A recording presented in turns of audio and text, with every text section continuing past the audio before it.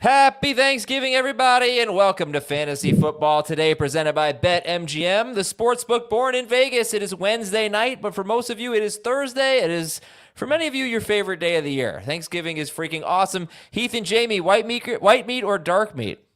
Yes. Yep. No, you have to choose one. Sorry, we only have 2 pieces of turkey.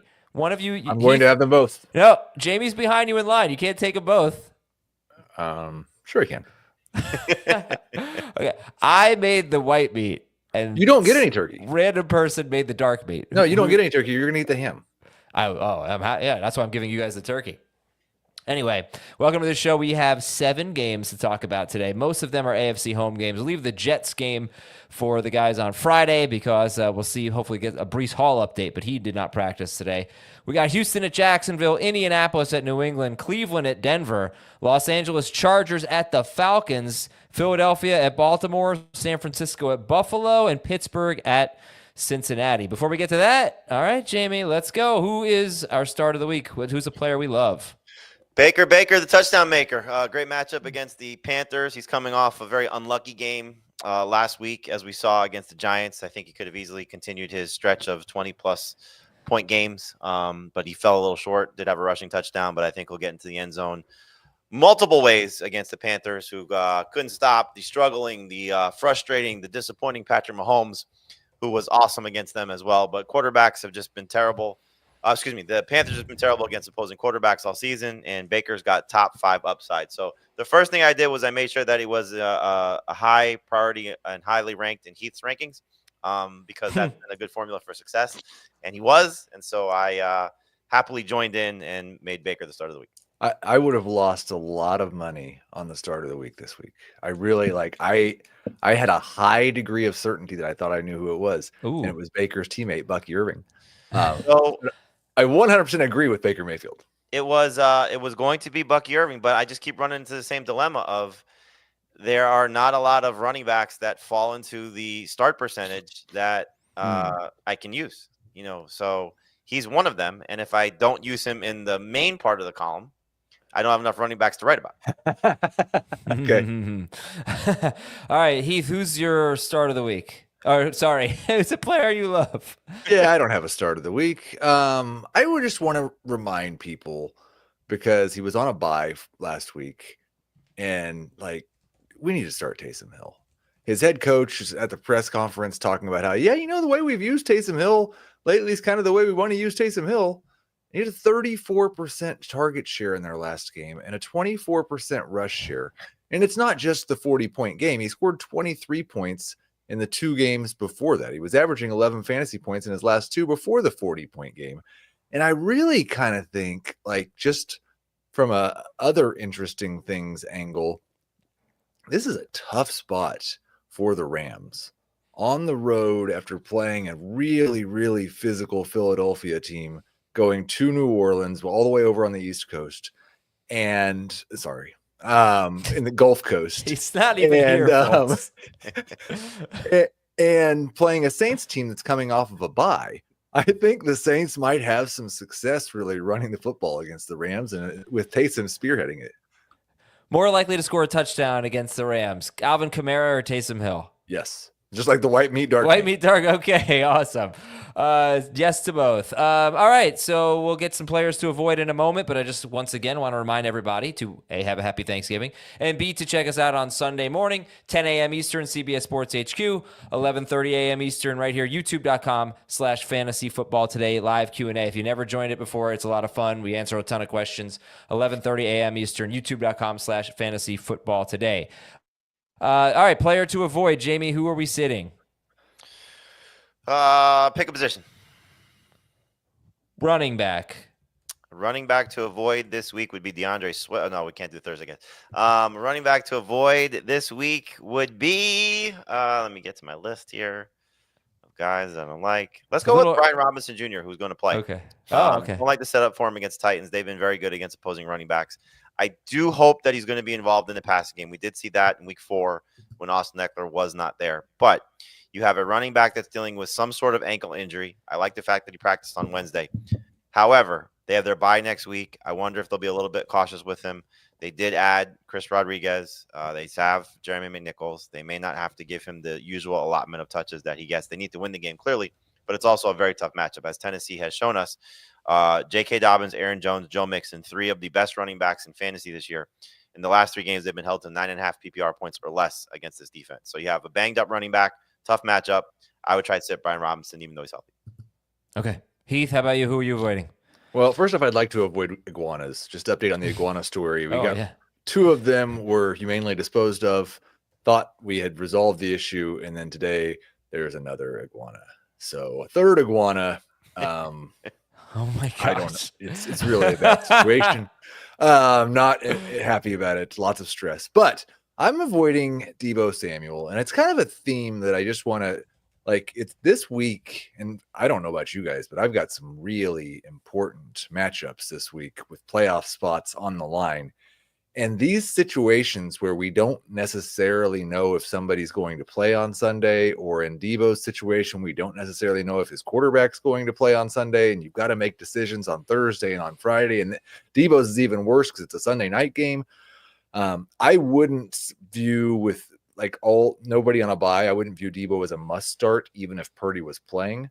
But with the risk that maybe he's not, that team's total opened at 19.75 and it's gone down to 19.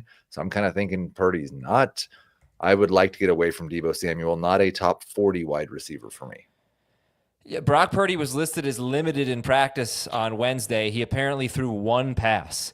So I'm not feeling great about as we sit here right now, I'm not feeling great about that. Do you feel the same way about Juwan Jennings? And the other thing that we talked about on Wednesday morning is the weather in this game could be, kind of like the Thursday night Steelers-Browns game.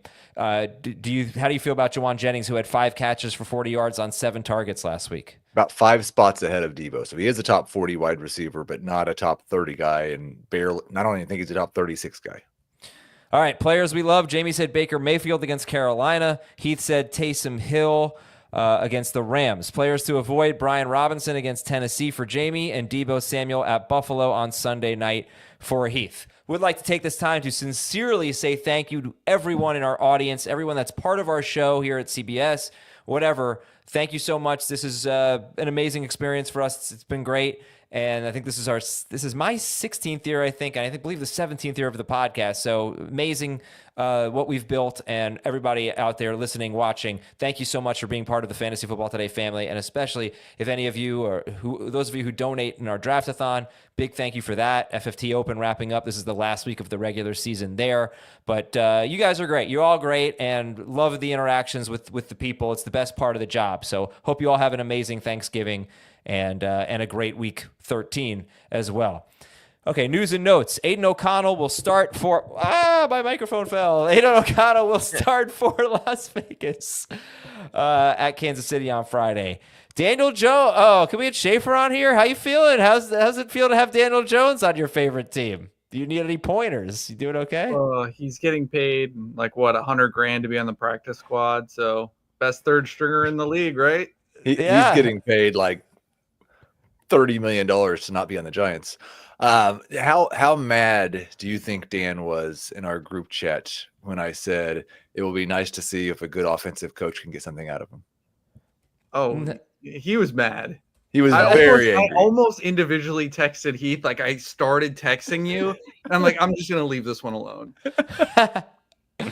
So Daniel Jones is on the Vikings, and we hope it'll just be Sam Darnold, and Daniel Jones can benefit for being under Kevin O'Connell. What's it like to be, and I know this doesn't apply to you because you're strictly a Giants fan, but like a casual just New York sports fan, casual New York sports football fan, and you're seeing Sam Darnold and Daniel Jones on the Vikings after both were top 10 overall picks on their respective teams. Sam Darnold's playing fantastic right now, much better than they ever did with the Jets.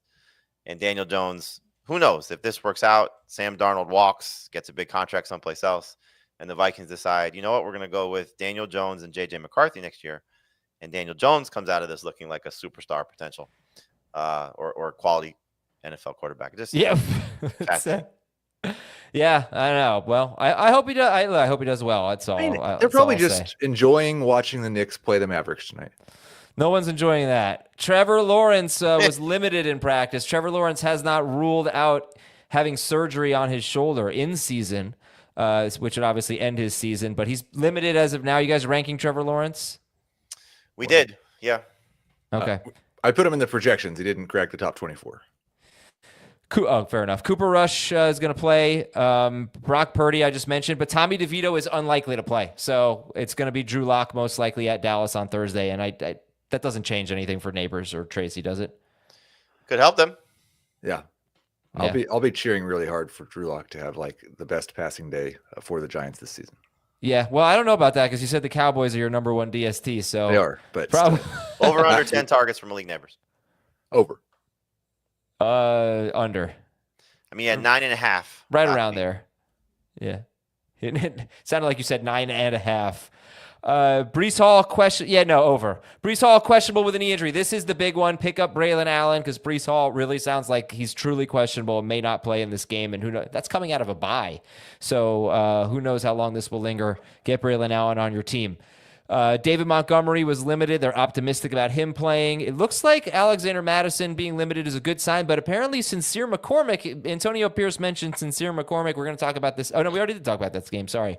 That's a Friday game. Does anybody have any interest in starting Sincere McCormick for the Raiders? I'm going to guess just because it's Thanksgiving, he's being sincere. Okay. I'm going to take that as a no. If I have to start a Raiders running back.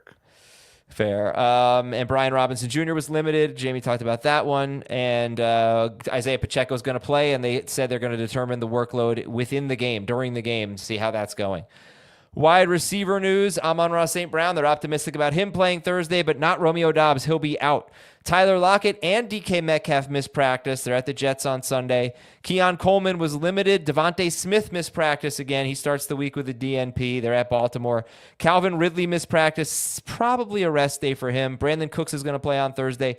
Jalen Coker missed practice. He did not play last week. Cedric Tillman is in the concussion protocol, but he's getting better, according to Kevin O'Connell. According to the Browns head coach, who is Sullivan. Kevin. Yeah. Kevin McAllister. It's time for Home Alone, isn't it? Yeah, it is. It is a true Christmas movie. Anyway, Cedric Tillman, we'll see. They play on Monday. And DeMarcus Robinson is going to play this week for the Rams, and then maybe a suspension at some point later this season or next season. Dalton Kincaid missed practice. Tyler Higbee is going to practice but not play this week. Unlikely he's going to play. Will Dissly missed practice, just a Wednesday practice, probably going to be okay. Noah Fant practiced in full. Jatavian Sanders, I believe, is not going to play this week. And Jake Ferguson also not going to play. And those are the major injuries. On defense, Packers are banged up. Obviously, the 49ers are banged up, but Nick Bosa expressed some optimism about playing. Jamie mentioned Matthew Wright, a kicker for the Chiefs with a great matchup. I don't know if he's any good. Roquan Smith was limited in practice, so that's great news for Baltimore if he can get back out there. Eagles are banged up.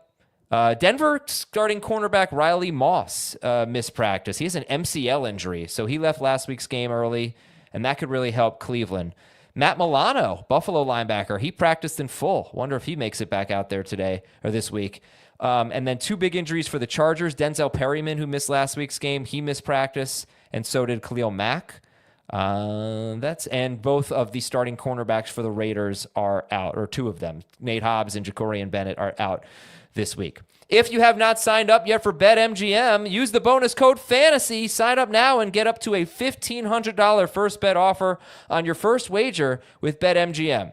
Download the BetMGM app, sign up using the bonus code FANTASY, deposit at least $10 and place your first wager on any game, and you will receive up to $1,500 in bonus bets if your bet loses. Just make sure that you use the bonus code FANTASY when you sign up.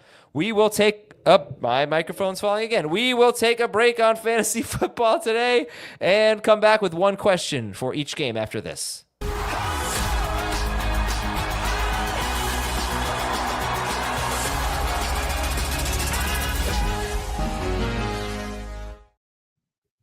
One question for each game. Houston at Jacksonville. Big game for CJ Stroud, Jamie?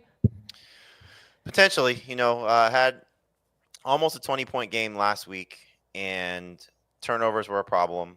But I think anytime Nico Collins is on the field in a plus matchup, you're going to feel comfortable about CJ Stroud. To what degree remains to be seen because it's been a disappointing season for him.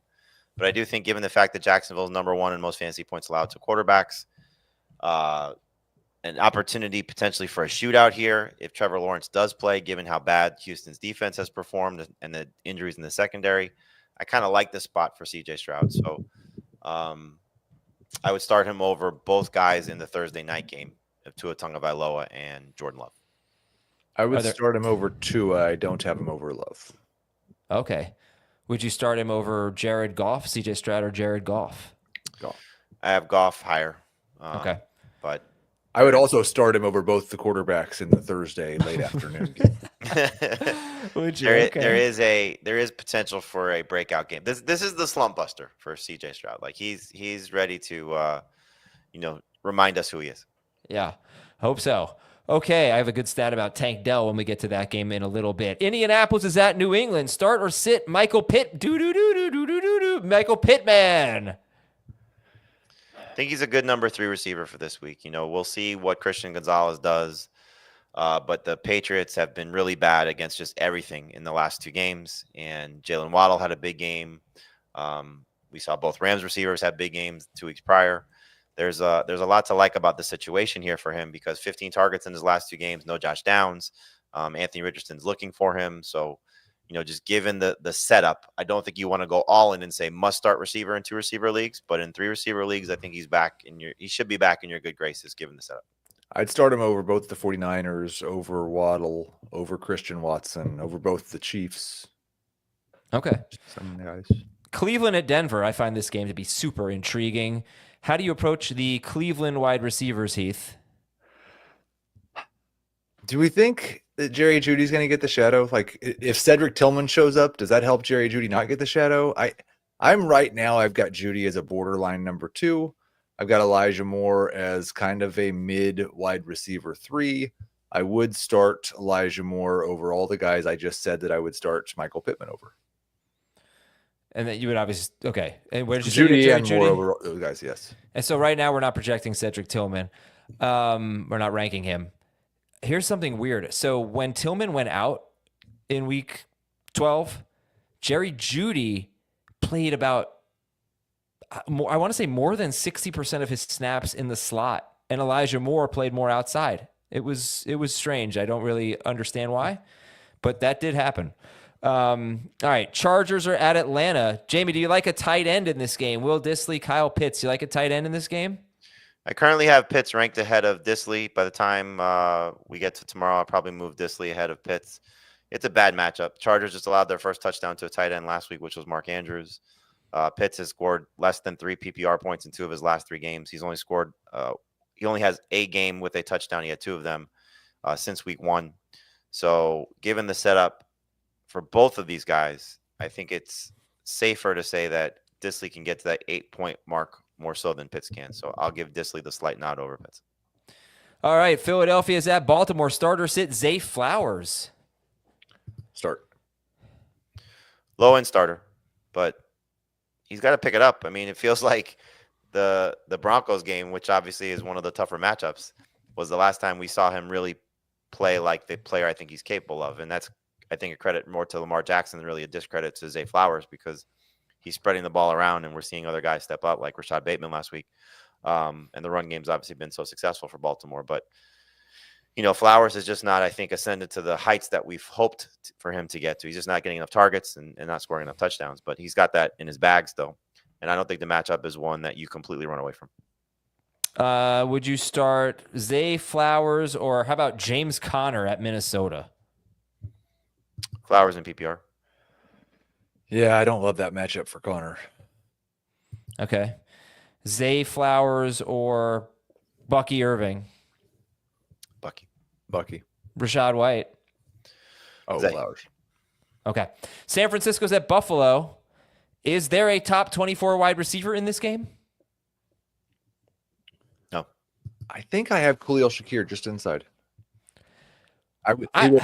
Keon Coleman's back, and he did get a partial practice in. So if Keon Coleman's back, then no.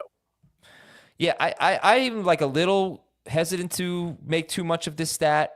but the 49ers are really bad against the slot. 26th in yards allowed to wide receivers out of the slot, third most yards per catch to wide receivers out of the slot. This stat has sort of led me astray, but now we're 12 weeks into the season, and they struggle against slot. And Diamador Lenore is injured too, but obviously Shakir being the slot guy, that could be a good matchup for him. Pittsburgh is at Cincinnati. Are you starting a Steelers running back? Anybody want to start a Steelers running back? And if so, which one? I would prefer not to. I mean, the Bengals are number 8 in fewest fantasy points allowed to the position, and they are actually number 1 in fewest receiving yards allowed to running backs. They are number 4 in fewest receptions allowed to running backs, and they are one of 4 teams yet to allow a touchdown catch to a running back. So that kind of negates the upside or the potential of Jalen Warren and whatever Najee can do in the passing game. And then you saw last week, and who knows if it was because there was a little bit of an injury to Najee Harris, that first time this season that Warren played more snaps than Harris. So it feels like we're just back where we were a year ago, where it's just tough to trust either one of them. I still give the slight nod to Najee, but they're almost essentially back to back. Okay. Who did we just talk about that we did? How about Brian Robinson, Jamey? Brian Robinson at Tennessee, or home against Tennessee, or a Steelers running back at Cincinnati? Yeah, Brian Robinson. I think, again, just the potential workload for him. As long as he gets in some semblance of a full practice where you can feel comfortable about his health, then I think he's a little bit safer than the Pittsburgh guys. All right, here we go. Let's break it down. Houston's at Jacksonville. Stat of the game, number 1. Very simple. Jamey mentioned the first part of this. The Jaguars allow the most fantasy points to opposing quarterbacks, the second most fantasy points to opposing running backs, and the third most fantasy points to opposing wide receivers. They stink. But stat of the game, number 2. So obviously Mixon and Nico feel good about. What about Tank Dell? Well, here's one thing I noticed about Tank Dell. He only has 2 touchdowns this season on 68 targets. But with Nico Collins on the field, Tank Dell has 1 red zone and 0 end zone targets. With him off the field, he has 7 red zone and 6 end zone targets. So that is tough to catch a touchdown with Nico Collins getting all those targets, I guess. But we talked about CJ Stroud. He's a borderline start. Obviously, Mixon and Collins. What about Tank Dell? How do you feel about Tank Dell this week, Heath? Mid to low end wide receiver 3. And there's a lot of those this week. I mean, that might extend all the way from wide receiver 30 to wide receiver 45. I would start him over the 49ers. I would start him over Waddle and Watson and the Chiefs. So I think wide receiver 35, somewhere in there. Okay. And we're going to sit Dalton Schultz. So, Jamey, how much do things change for the Jaguars if Trevor Lawrence plays as opposed to Mac Jones? If Trevor Lawrence plays, Brian Thomas Jr. is basically a borderline must-start receiver, certainly a top 24 caliber receiver. And Evan Ingram is a must-start tight end. Now, you're probably starting Brian Thomas in 3 receiver leagues anyway, and you're probably starting Evan Ingram in most scenarios anyway, but they just become that much more safe, secure, upside. We've seen this Texans defense against opposing receivers really struggle, and their secondary is banged up. We've seen them recently struggle against tight ends, which has kind of been their strength for the majority of the season. They are still top 5 in terms of fewest fantasy points allowed to the position, but they struggled of late. So I just feel more confident about everybody catching the ball there. And for those 2 guys in particular, this would be the first game for them without the other 2 guys being there in terms of Christian Kirk and Gabe Davis. So we may see more targets, which has kind of been the problem for Brian Thomas. He just hasn't been, uber targeted like we like to see. He did get a few more opportunities against Detroit. That was with Mac Jones. So I love the upside for both of them. If Trevor plays, it's his non-throwing shoulder. So it's not like you have to worry about his, arm per se being 100%. So if he's out there, I'm all in on Brian Thomas. I'm all in on Evan Ingram. If he's not out there, there may be starts. Okay. Brian Thomas, if Trevor Lawrence plays, is obviously going to be ahead of Tank Dell. You can correct me if I'm wrong. Yep. If Mac Jones is under center, Brian Thomas or Tank Dell? Still Brian Thomas. I mean, again, you buy into what he did with Detroit, so garbage time. I think it's still an opportunity for him to get, I would say, 7 to 10 targets. And I think just getting 7 to 10 targets against this defense, we saw it. We saw it against Dallas, that the production was there for the Cowboys guys, whether it was Schoonmaker or CeeDee Lamb, getting opportunities in that game. I think that would be the case as well in this matchup also. Evan Ingram, assuming it's Trevor Lawrence, would you start Evan Ingram or Cade Otton? Ingram for me. Otten for me. Evan And that's Ingram- one of the guys like Otton, Hunter Henry, and I think Goddard were the guys that he was behind with Mac Jones and ahead of with Trevor Lawrence. That's in full PPR. Mhm. Ingram or Taysom Hill, full PPR. Taysom Hill. Taysom. Okay. All right. I think we're pretty much done with this game. The Texans DST is ranked Jacksonville high. running backs. Wow. I am sorry. And thank you for mentioning that. I actually dropped Travis Etienne in 2 leagues today to pick up Braylon Allen. Like, I have no faith in a Jacksonville running back because Tank Bigsby's going to play. He's practicing in full. And Travis Etienne hasn't had more than 13 carries all year, and he's probably going to get out carried. So do you guys have any faith in a Jacksonville running back?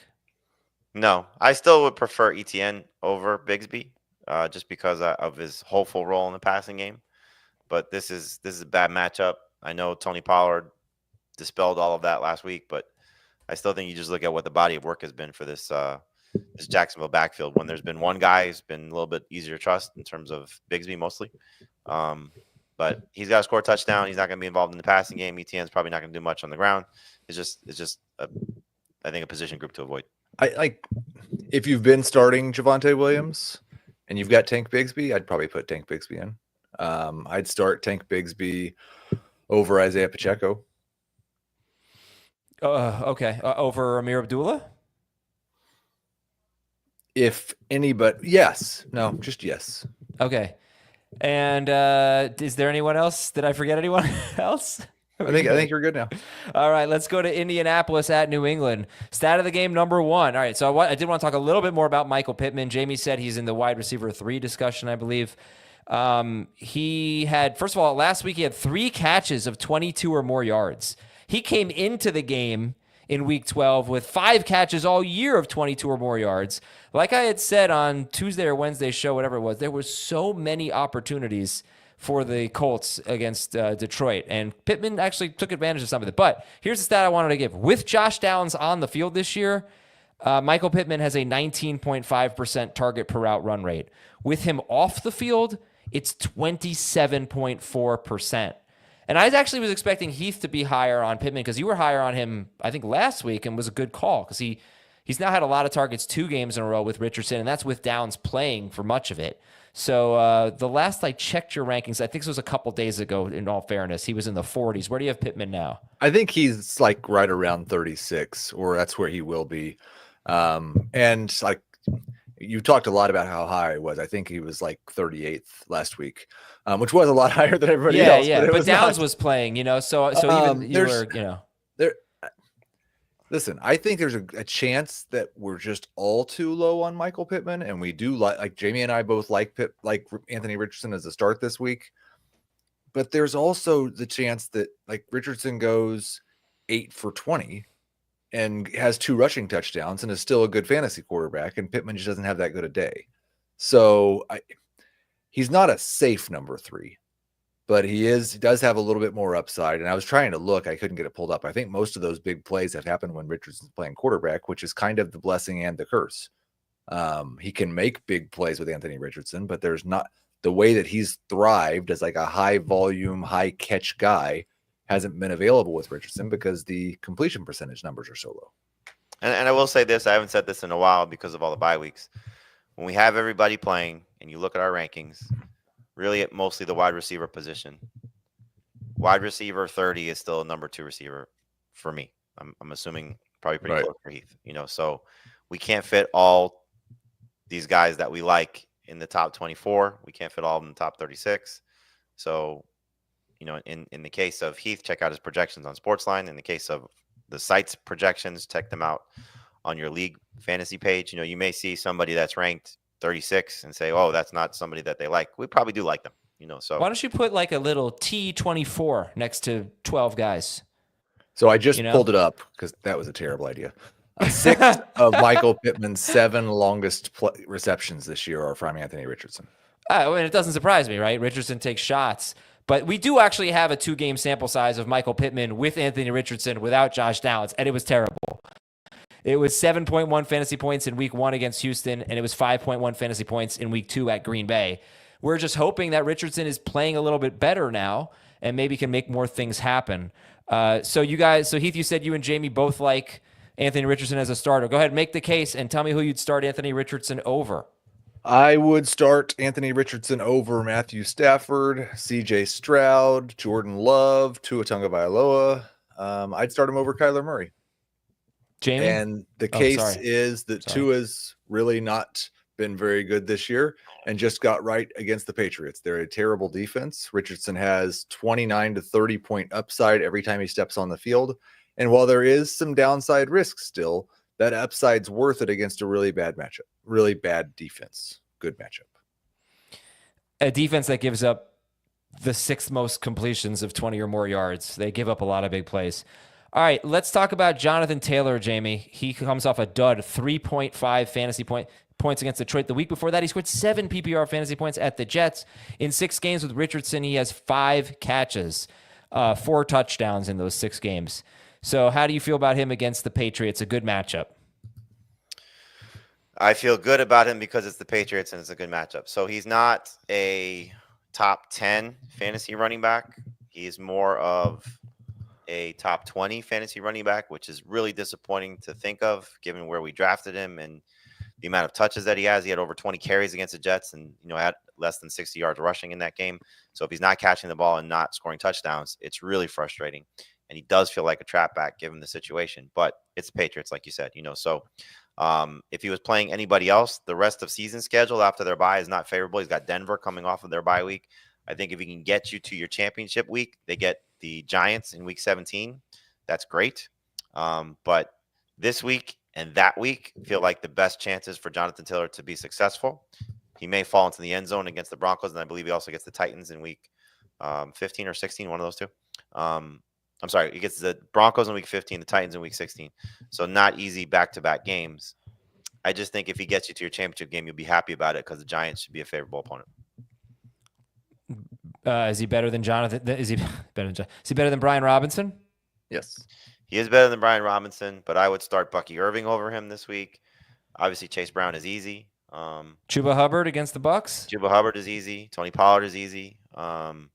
I'm almost at the point, to be honest with you, where I would consider Rico Dowdle this week over Jonathan Taylor. I don't have it ranked that way, but at least Dowdle will be 3 to 5 catches. And his matchup's fantastic against the Giants. It's just the Patriots. If he was playing anybody else this week, he would almost be a sit. Anything to add, Heath? Or are we good? No, we're good. Okay. So the other, Alec Pierce, Adonai Mitchell. Anything there? Anyone interested? Alec Pierce didn't practice today either, I don't think. Oh, I missed that. Okay. All right. So don't start him if he's not going to play. But you guys aren't going to have. We think he's going to play. Anyway. It's Wednesday, but I don't want to start another Colts wide receiver. No. All right. So over to the Patriots. Any starters on the Patriots? Anyone you want to start on New England? Henry?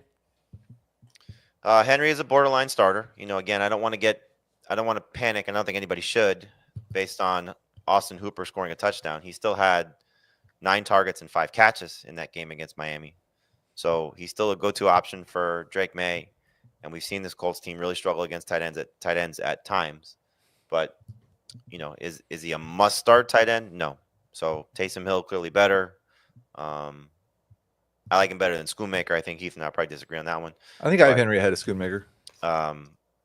He's not somebody that I would run to. I wouldn't run to replace him. I like him better than Kyle Pitts, for example. I like him better than Will Dissly. He's in that. I like him better than Mark Andrews this week and Laporta and Kmet. And Ramondre's a flex. Like, there's still a chance Ramondre might have 18 touches in this game. He might have 15 carries and 3 catches and turn out to be a number 2 running back. So I think I've got him 27th. There's a group of running backs. We already talked about the Steelers that I really don't want to start. I've got Najee ahead of him, but he's ahead of Warren. I've got Swift just ahead of him, but he's ahead of Rashad White. I'd rather start Ramondre than Nick Chubb. I'd rather start him than a Chiefs or a Jacksonville running back, but I don't really want to start him. Well, listen, check his start percentage before the game because he's got this stretch going of basically every single week he defies his start percentage. If it's super low, he's going to have a big game. If people start buying into him, he's going to be terrible. So I've been tracking it. And he was started in 82% of leagues last week, and he scored 3.3 fantasy points. I think this is a good matchup, though, for him. Just given how bad the Colts have been against opposing running backs and the amount of work that he should get. This shouldn't be a game where they got blown out each of the last 2 weeks. Like, I don't think they're getting blown out by the Colts in their build. I know, but nobody has him that high, so I can't really. He's 24th for me. Okay, he is averaging 2.85 yards per carry with a long of 12 yards on 85 carries in 6 games since returning from a foot injury. I just don't know if he's healthy. He's just been horrible. So, all right, no one's making a huge case for Ramondre Stevenson, but obviously we love him when there's a good game script. We love his role when there's a good game script, and this should be a pretty good game script. Demario Douglas will get you about 10 points. He'll be in the 9 to 12 point range. Book it. And that's about it. Let's see. I think we have some questions here. Taysom Hill or Hunter Henry? Taysom. Rest of season, Bucky Irving or Jonathan Taylor? Bucky for 2 reasons. His schedule is better. His work in the past. 3 reasons. His schedule is better. His work in the passing game is better. You don't have a bye week to worry about. So you can't play Taylor next week. Jonnu Smith or Ramondre Stevenson in PPR? Jonnu for me. Oh, Jonnu. Yeah, I don't generally compare tight ends to running backs, but yeah, I've got Jonnu a half a point better. All right. And let's hit the DSTs in this game. And we're going to take a break on fantasy football today. And when we come back, I will knock my microphone over again, and we will be right back with Cleveland at Denver after this. CBS Sports HQ, giving you college football coverage unlike anyone else. We're talking Big Ten. Pre- and post-game coverage. Are you encouraged with the way that this team responded? Along with breaking news. A lot of movement in the rankings this week. Highlights and expert analysis. That streak could be in jeopardy here. Sure. What was your main takeaway from this game? How impressive was his domination? That really changed the football game. Let's go ahead and have some more fun. Another wild ending. The chaos continues. Turn to CBS Sports HQ. I don't know why I'm really into this Cleveland-Denver game on Monday night, guys. Am I the only one? Anyone feeling it? I really think Cleveland's going to be able to move the ball. I just I've got Cleveland fever. Especially if they're down a cornerback. I'm just wondering if that was the issue last week for Denver. Letting 2 wide receivers go for over 80 yards. That win against Pittsburgh was really impressive, and I'm just feeling it. I think they've been pretty competitive since Jameis has been there, right? And they've had some fun games. They play some fun games. They give up a ton of big plays on defense. That's good. I really want to sit down and I've actually watched a ton of Bo Nix, but on the all 22, which is kind of boring. I'm excited to watch a Bo Nix game, and I think we have some interesting fantasy decisions in here as well. So it starts with that. It is a Judy revenge game. Yeah. Could technically call it a Jameis revenge game against Sean Payton. Did they overlap there in New Orleans and Payton didn't play him? Yes, they did. And I think you might be right that we had a Derek Carr injury, right? And he played Taysom instead of Jameis? He played Taysom instead of Jameis. Oh, wow. Oh, yeah. I love it. Now you're going to watch. Someone asks, is it crazy to start Cortland Sutton over Amon-Ra St. Brown? I'm worried about his injury. I would not do that, but Sutton has been an absolute stud. I mean, what a month he's had after the no target game. I mean, the last 5 games, I believe, it's 14 PPR points or more. The last 2 have been, just amazing. As Bo Nix is gone, so has Cortland Sutton. So yeah, I wouldn't do it either. And I just unless we hear something tomorrow morning, can you imagine your Thanksgiving being ruined as you watch Amon-Ra St. Brown score 35 fantasy points and you're sitting there with your family trying not to be just absolutely miserable because he's on your bench, and you tell somebody at the table, I'm upset because he's on my bench. Why would you bench Amon-Ra St. Brown? Everybody just why would you not play both? Who are the other guys? Your team that you can't get both those guys in your lineup somewhere. So last week we had all the buys, and my wife had some lineup decisions to make. So it was Tuesday, and she's had to pick up some players. So I was like, "Who are the best available players?" She goes, "This is a 10-team league." She goes, "Who's C. Sutton?" I was like, "Pick him up." So you never know. He'd love to play in the league. Your wife again. Come on. He was the highest projected player. She would have picked him up even without me. All right, so for Cleveland, you're not going to start Jameis Winston. You don't want to start Nick Chubb. Jerome Ford maybe can catch a few passes because the Broncos give up the 5th most receiving yards. 2 running backs, and then the Cleveland wide receivers. So how much does it change, Heath, if Cedric Tillman plays? I was just looking at this because I'd said the thing about the slot and the moving around, and you mentioned the slot. And so I went and looked. And over the last 4 weeks, and it's not just last week, I looked at prior weeks also, Jerry Jeudy has a 37% slot rate. Yeah. Like they're moving him around a lot. I don't think he's going to get followed. So I'm going to start Jerry Jeudy is in a 3 wide receiver league for sure. He's questionable in a 2 wide receiver league. I would downgrade his target percentage a little bit, but maybe upgrade his efficiency because I really don't think if Jeudy and Tillman and Moore are all there that we're going to have Patrick Surtain following one of them around, because how would you guess which one to follow? So I'm going to start Jeudy. If there's no Tillman, then I'm probably going to start Elijah Moore in full PPR leagues as a low-end number 3 wide receiver. If Tillman's there, then Moore would be more of a flex, and I'd probably view Tillman as a low-end number 3 wide receiver, but he might be the riskiest because he really doesn't go into the slot very often at all and could just get stuck with more snaps with Surtain on him. A question from the chat: Jerry Jeudy, Darnell Mooney, or Jawan Jennings if Brock Purdy is out? Well, I think you should answer both if Purdy's in or out. So Mooney, Jeudy, Jennings, either way. Yeah, and I like the way San Francisco's behaved this year. We're probably going to be waiting until 10 minutes before their game to find out if Brock Purdy's playing. Sunday night. But you could still make a Jeudy because Judy's on Monday night, so you could still make that decision. All right, so I guess Jamey, I just want to get you in on this because you're a little lower on Jerry Jeudy as of now. You have him 29th, and Heath has him 20th. Jerry Jeudy. I just think it's not an easy matchup. There is the opportunity here. Like if you're the Broncos and you traded away Jerry Jeudy, you don't want to see him come back in your building and have a good game. So the best way to do that is to put your best cornerback on him and take your chances elsewhere. Riley Moss's injury is not going to help the situation when you don't have your complete secondary available to you. Keep in mind, Judy's played 4 games with Jameis Winston. He's got 1 touchdown. So I don't think you got to count on him scoring to help you. And he does have one big blow-up game. That was the game he scored 2 games ago. So is he getting 11 targets? Is he going to get 14 PPR points or more? Or are we living in that 11 to 12 range, or living in that 12 range, which is kind of where he's been? So without any teams on a bye, I do think he qualifies as a close to a number 2 receiver. So in the top 30 is basically a number 2 receiver.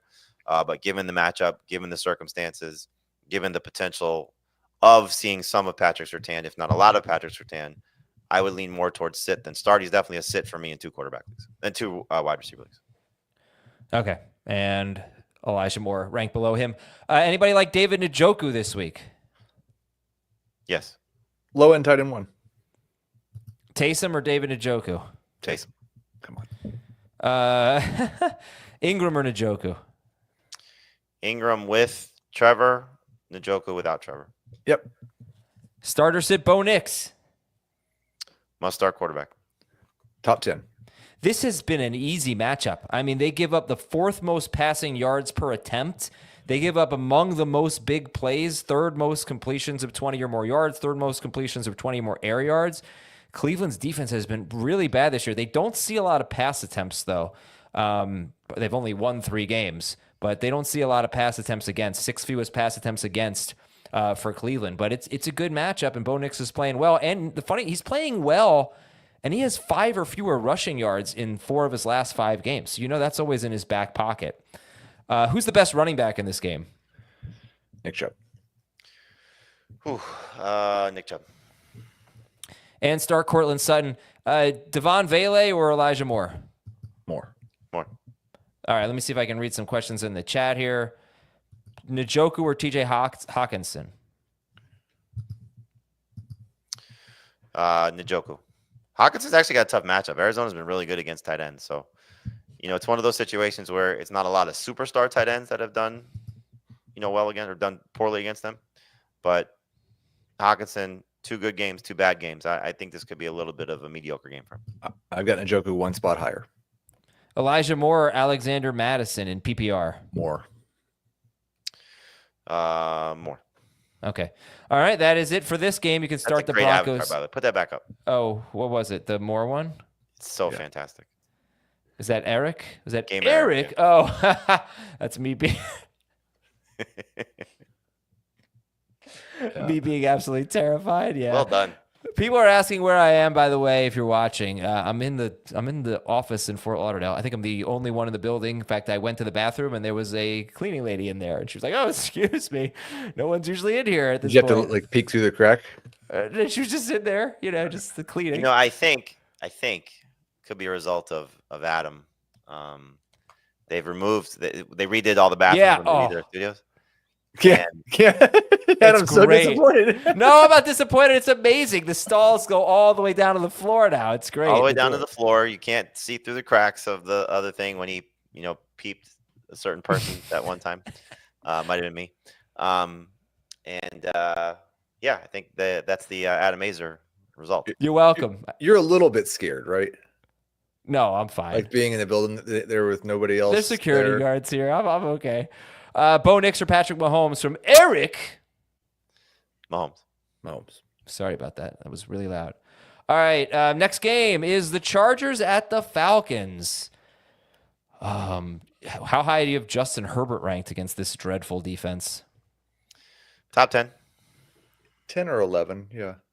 Nix or Herbert? Herbert. I was just looking at this. I don't know which one I put ahead in the rankings at this point. They are both projected for the exact same score to the 100th point. So I think I'll probably go with Nix. All right. I mean, gosh, Atlanta, they have been really bad. They allowed 18 touchdown passes in their last 7 games, 21 or more fantasy points to 5 straight quarterbacks. So Justin Herbert's got that going for him. Stat of the game, by the way, on this one, Ladd McConkey has 4 receptions of 16 or more yards in his last 4 games. That's what True Media defines as a big play. That's the most in the NFL. I love that about McConkey. He is not your typical slot receiver. He works downfield, he makes big plays, and he's on fire. Is he in the top 20 this week, Ladd McConkey? He's very close. So I'd start him over Judy. Trying to think who else of significance. How about like the Jets receivers or Ladd McConkey? I have Wilson ahead of McConkey, McConkey ahead of Adams. I'm trying to figure out why I'm so low on McConkey. I do have both the Jets wide receiver. Like I've got him around 30. I'll give you a reason to be. I'll give you a reason. Well, Ready? I've got a reason. Like, all right. The 9 target game was awesome, but it's 6'2", 7'6", Like that's not a top 20 wide receiver when you're getting 6 targets per game. And the other thing is the last 2 weeks, they've given up a lot of points to the Bengals and the Ravens. And they've thrown, Justin Herbert's thrown 36 passes in both of those games. Atlanta's not a bad offense at all, but you guys don't really have Kirk Cousins ranked high, so maybe you're not expecting them to put up big points here. And maybe Justin Herbert gets back under 30 yards now, or 30 pass attempts. Now, no Dobbins, so that helps, I think, right? It helps the pass attempts. But there is that, there's that downside. So I guess I should ask you about Quentin Johnston. No catches on 5 targets last week. Anybody have any interest in starting Quentin Johnston? I don't think you want to start him. I mean, clearly depends on how many receivers you play, who's available to you based on injuries, and it's not a bad matchup. So, he's like we've talked about Tank Dell. We've talked about the 49ers guys. We've talked about Vele and players like that. Like he's sort of right in that range, of low end number 3 receiver. I do think that there's still touchdown potentially, or I also think based on what Justin Herbert said, where he kind of stuck up for him after the drops, that we may see some additional targets to try and get him back on track. So wouldn't surprise me if he's better. Plus, he also heard about our bet. So I think he wants to make sure that, Quentin Johnston delivers so that the next time you come to South Florida, we take you back to your favorite burger joint. Yeah, I'm picking the place. Like if people know, I'm never going to a place that you pick. Like, no, that's not fair. Lots of things about food that were clearly awful takes, but now that I know that your taste is actually bad, I won't be going to any place that you choose. That's you probably told Dave to take me to that pizza place in New York. Yeah. I wouldn't want somebody. I wouldn't go drop. I don't want you to go drop Quentin Johnston for a Vele or a Nick Westbrook. Like, I still think there's that big play upside for Johnston every week. But I've got him ranked 48th, so I'm not exactly wanting to start him. Will Dissly and Kyle Pitts. I asked Jamey about this during the one question for each game. He says he's going to move Dissly ahead of Pitts. Heath, do you have Dissly ahead of Pitts? I don't have either one ranked as a top 15 tight end. Okay. I do have Pitts ahead of Dissly, I think, but they're both like I'd rather start Schoonmaker than either one. Would you start Dallas Goedert over them, even if I Devontae would. Smith plays, or is that just Devontae Smith dependent? He was Probably better so. with Smith. He actually doesn't have a great track record of when one of the guys is out. Not that many games, but we'll get to that in a minute. All right, so we're not loving those tight ends. Kirk Cousins, not loving him this week. When he is good, he's really good. When he is bad, he is really bad. He's got 4 games over 20 fantasy points. 2 of them have been against Tampa Bay. He does have a game against the Eagles. But that was before the Eagles were the Eagles. And it's just tough to trust. He hasn't thrown a touchdown in the last 2 games. Yeah, and the Chargers, they were a good matchup before they were a good opponent. Sorry, a tough matchup before they faced Cincinnati and Baltimore. Start Bijan, sit Algier, start London, start Mooney, right? Do you have McConkey over either of them? No. I do have McConkey over Mooney, yes. All right, but they're all starts. Start those wide receivers, and that's Pitts and the Chargers DST. Last I checked, Dave was pretty low on the Chargers DST, and you guys had them in the top. Jamey's got him 9th, 6th for Heath, and 15th for Dave as of right now. Philadelphia at Baltimore. It is the game of the week. I'm not going to be able to, next week I'll be back with an awesome game of the week. Maybe I'll even do 3 to make up for lost time. Well, what should I do? I was going to get him last week on the last game, and then he left. But you don't have the music, and I don't either right now. So it's nothing without the music. I was going to think of doing like an a cappella version this morning. Or like a boom ba dum boom. It's the game of the week. Dum ba dum. But like something like that. But I didn't. Philadelphia's at Baltimore. Start Hurts. Start Jackson. Start Barkley. Start Henry. Start Brown. Zay Flowers. Is he in that same Mooney, London, McConkey group? Yes. Yeah, I'm starting. Yeah, I'm starting him. I think we're only talking about the tight ends in this game, right? Like, is that it? Not a lot Bateman. of tough calls in this one. Bateman, you guys don't even have him ranked in the top 40, as I recall. It's too difficult to get a lot all these receivers in there. But when you look at Heath just mentioned a couple guys, Nick Westbrook-Akine and Marquez Valdez-Scantling and Alec Pierce, and these guys that are big play threats. They all have the Spider-Man meme. They're all looking at each other, going, "Okay, it's your turn. No, it's your turn. No, it's your turn." Bateman has done it now 2 of his last 3 games where he scored a big touchdown. Wouldn't be surprising if it happens again. I don't want to trust it, but if you are desperate, and I think we're going to see some situations where you're down big after facing some guys on Thursday or Friday, who are the type of guys that can play hero ball. So if you have a questionable wide receiver, you have a questionable flex, Bateman's the type of guy that can make up 15 points just with one play alone. So just keep that in mind. It's kind of like deciding between Demario Douglas and Rashad Bateman. Right. Like you're way up on Thursday, play Demario. You're way down, play Bateman. Well, the Eagles have allowed only 2 completions of 20 or more air yards since their bye week, which was week 5. One of them was the garbage time touchdown to Cooper Kupp, 27 yards. But I am a little concerned about them now. You got Bryce Huff on IR. You got Brandon Graham out for the season. You got Darius Slay in the concussion protocol. It is very different. But Fangio, this is what Fangio does. They just does not allow big plays. Right. So there's that. What were you going to say, Heath? I just don't those are great stats, and the Eagles defense has been great. And if you're playing Lamar Jackson, I just don't care because you can't play the same defense against Lamar Jackson and Derrick Henry. You have to try to stop the run. And so they're going to expose themselves. And the type of big play, the touchdown that Lamar Jackson threw wasn't open at all to Rashad Bateman. How do you not laugh at what he just said, Jamey? If I had said that, he just said expose themselves. Yeah. Haven't you seen Ghostbusters 2? And you don't want us exposing ourselves. Yeah. That's what I would have said if I were Jamey. All right, here's a But- question. Bateman or this is easy. Bateman or Oh, Myers? expose yourself. Oh, I get it. Kobe. Jacoby Myers over Rashad Bateman. Sorry. So, all right. What was I going to say? They can't stop the run. So I'm hoping for a lot of pass attempts in this game, but I think Henry should do really well. No team has a higher implied total this week than Baltimore. Okay. And how do we feel about Mark Andrews I in do believe Dallas? Lamar Jackson something like 22-1 against the NFC in his career. Holy moly. How do we I think who do I think? I think the Ravens are going to win. Who do you guys like? The Ravens. I'd take the Ravens. So to stay in the MVP conversation, right? There's a lot of How MVP. is he not the favorite? There's How a lot is of he not the MVP favorite? things at play here. Yeah. He has been so much better than everyone else. It's just wild. It's not the best player. It's the most valuable player. Yeah, he has been the most valuable player. He's incredible. All right, so Andrews and Goddard, discuss. I don't love the setup for Andrews. Eagles have been really good against tight ends, and he's touchdown dependent. He does not have a game with double digits in PPR without a touchdown. He only has one game over 60 yards receiving this season. So if he scores, you'll be fine. If he doesn't score, you're probably looking at a mediocre day. Goddard they've given up one touchdown to a tight end all season. Goddard just barely in the top 12. Andrews just barely out of the top 12 for me. Yep. If Devontae Smith plays, start or sit?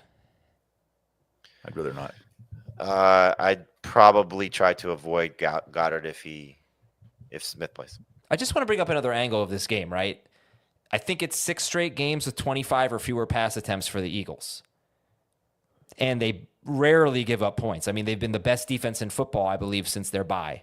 So you said no team has a higher implied total than the Ravens.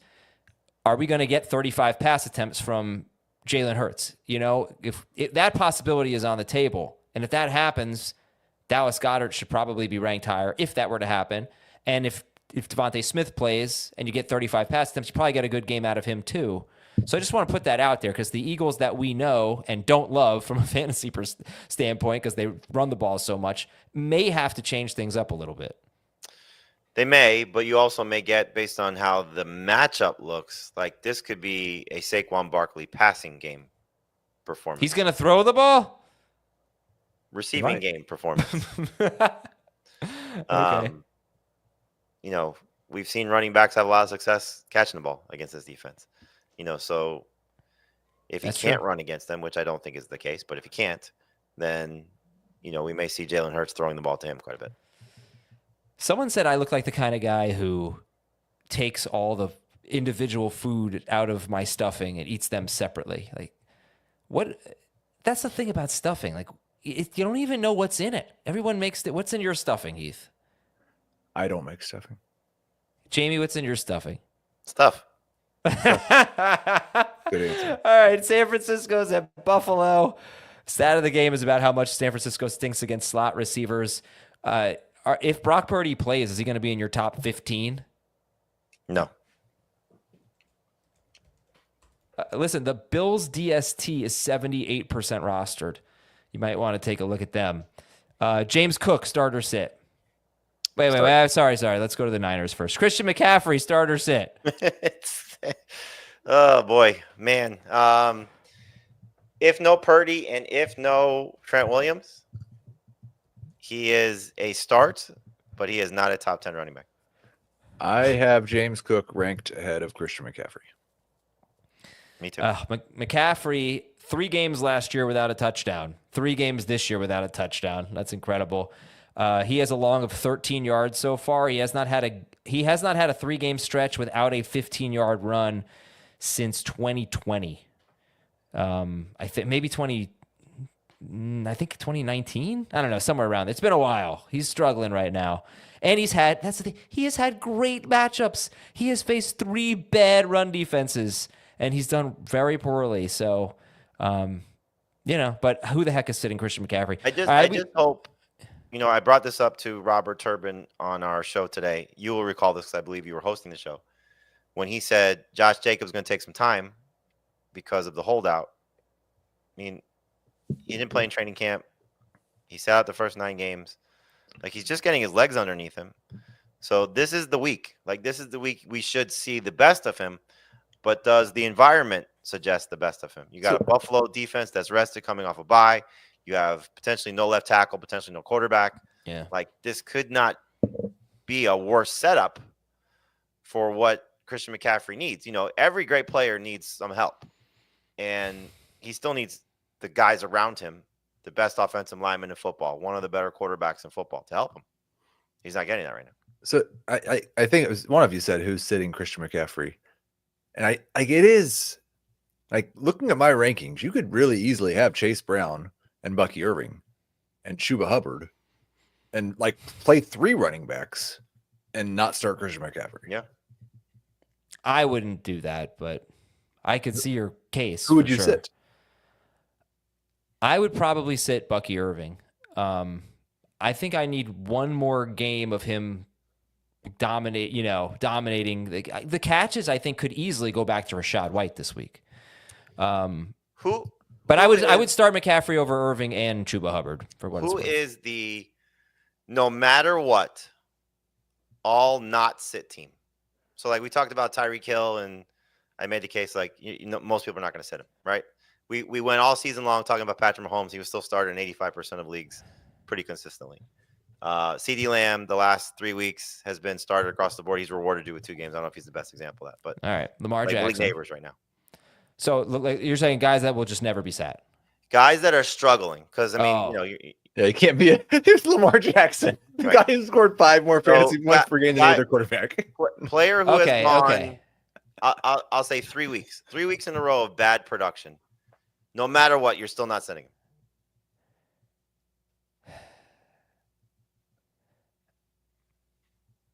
There's a couple of leagues that I started Mahomes in every league. All right, so McCaffrey's the captain for me. He hasn't been that bad though. Is a good captain. Who's the quarterback right now? Yeah, I don't know. Kyler? No, I'd sit him. I'd sit Kyler. I need to look at some teams. This is a tough one. I would. I don't think there is one. Like Jalen Hurts has had 2 bad games in a row actually, and if he has another one, I'll still start him. We started Jaden Daniels during his bad stretch. Oh, that's a good one. That's the one right there. All right, so Jaden Daniels. Right. Sorry, I think we kind of need to move on here, but I do like this conversation. It's just going to take me too long. All right, so don't start Purdy. Start McCaffrey. We talked about the wide receivers. You really got to pay attention to the weather on Sunday in this game, but we like Jennings more than Deebo Samuel. I do think we have some questions here. Rome Odunze or Deebo Samuel? Rome. I'll keep looking. Aaron Jones or Christian McCaffrey? You can always PPR. Rome if you want to. I like that. Very good. And sorry, what was it? Oh, Aaron Jones or Christian McCaffrey? McCaffrey. Deebo Samuel or Jalen Waddle? Waddle. The 149er we're not compromising on is George Kittle. He's a top 4 tight end. You start him.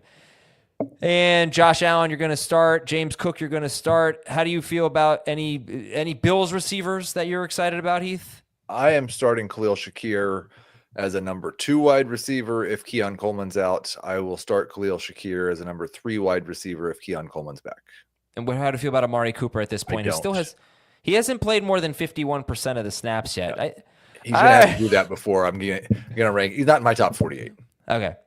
And Kincaid has not practiced, but I assume we're going to be sitting him even if he plays. It's a very tough matchup. This team is very good against tight ends. Bills DST is top 5 right now. Cleveland is I have one more game. It's not Cleveland Denver. We already did that one. So hold on. What's my last game? It is Pittsburgh at Cincinnati. There we go. Sorry. Pittsburgh, Cincinnati. Okay. Pittsburgh's defense is good, but are we hesitating at all with the big 4 on Cincinnati? Okay, no, we're not. Not even all top 12. Are we hesitating at all on George Pickens? No, he's not a top 10 receiver this week, but he's still a must-start guy. Any interest in Russell Wilson? No. I don't mind him in Superflex and 2 quarterback leagues. This defense has given up a lot of points to quarterbacks. And you look at it, yes, he's not played he doesn't get good fantasy production the last 2 weeks, but how much can we really, factor in the game in the snow? So Yeah. If the matchup is as good as it has been, he should have a bounce back game here. You know what the weird thing is about him? If you look at his pass attempts, Russell Wilson, of 20 or more air yards, the games where he's been really good at that have not been the games where he's been good for fantasy. Last week, he had 135 yards and a touchdown on pass attempts of 30 or more air yards, and he scored 15.8 points. So against the Jets, he had 81 yards, no touchdowns, and he scored 29 points against the Jets, or 28.9. So it hasn't necessarily correlated. But I do have to mention, what scares me about Russell Wilson, I'm sure what scares you guys too, is that they are putting Justin Fields in from time to time. And you just don't want him coming off the field at the 2-yard line or something like that. That takes away a scoring opportunity.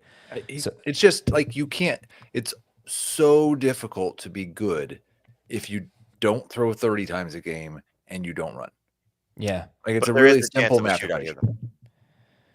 There is a chance. This is an interesting game because it's an intriguing game. It's a rivalry. It's a division game, and Steelers have been really good against. They were good against the Ravens just a few weeks ago. But no one's sitting the big 4 players on Cincinnati. No one's starting Mike Gesicki. I don't think you're starting Pat Freiermuth, although Freiermuth, Jamey, has a great matchup, right? I mean, where did he end up in your rankings? Just inside the top 20, but there's just a glut of tight ends that kind of fall into that group of 13 through 24. Arthur Smith. Here's a Darnell question. Washington has more targets than Pat Freiermuth since Russell Wilson became the quarterback. Pickens or McLaurin? Pickens. Oh, no, I'm sorry. McLaurin. I've got Pickens. Okay, but you should start both of them if you can, but obviously you can't. And Najee Harris, Jalen Warren. You chose the one that somebody said you're handsome. They just do that to get they know what they're doing. Obviously they're right, but Najee Harris and Jalen Warren we talked about earlier, but we don't love them, and that's it. That's this game. Steelers DST. Eagles. I forgot to ask about the Eagles DST. Are you starting the Eagles or Steelers DSTs this week? I would prefer not to. I don't want to drop them. So it's just a matter of, what you're looking at for your team.